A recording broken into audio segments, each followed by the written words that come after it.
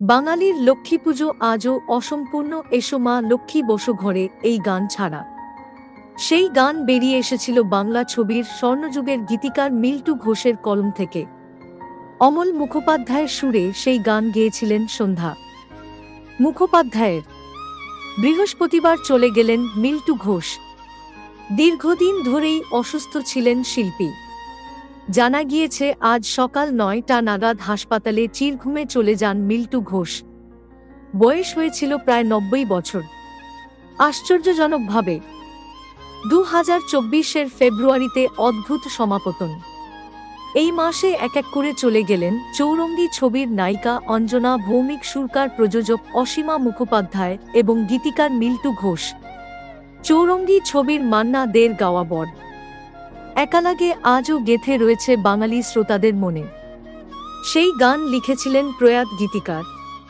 একে একে নিভছে বাংলা ছবির স্বর্ণযুগের প্রদীপ, অভিভাবকহীন হচ্ছে টলিউড।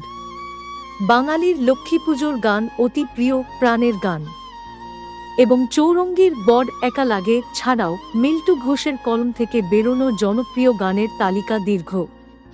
হেমন্ত মুখোপাধ্যায়, মুকেশ, প্রতিমা মুখোপাধ্যায়, গীতা দত্ত, অমল মুখোপাধ্যায়ের মতো সঙ্গীত শিল্পীদের সঙ্গে মিল্টু ঘোষের যুগলবন্দি বাঙালিকে উপর দিয়েছে কিছু না ভোলা গান।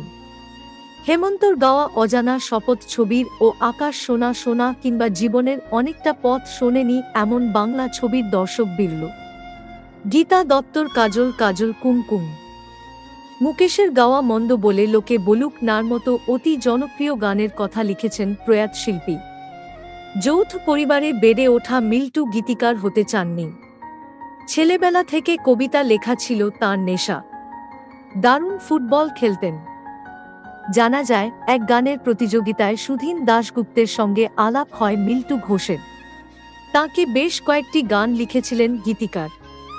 সুধীন দাশগুপ্তর পছন্দ হয়ে গেল কাজল কাজল কুমকুম শিউলি ঝরে গানটি।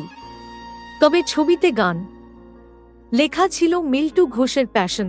তিনি রাজ্য সরকারের পরিবহন দপ্তরে কর্মরত ছিলেন। গৌরীপ্রসন্ন মজুমদার, পুলক বন্দ্যোপাধ্যায়, শ্যামল গুপ্তর মতো গীতিকারদের ভিড়ে ৬০-এর দশকে টলিগঞ্জে নিজের জায়গা পাকা করেছিলেন মিল্টু ঘোষ। তাঁর লেখা গানে লিপ দিয়েছেন উত্তম কুমার থেকে সৌমিত্র চট্টোপাধ্যায়। একটা সময় ৪ দশক দীর্ঘ কেরিয়ারে ইতি টেনে অন্তরালে চলে যান। যোগাযোগ রাখেননি টলিপাড়ার সঙ্গে। কার্যত নিঃশব্দেই চলে গেলেন তিনি।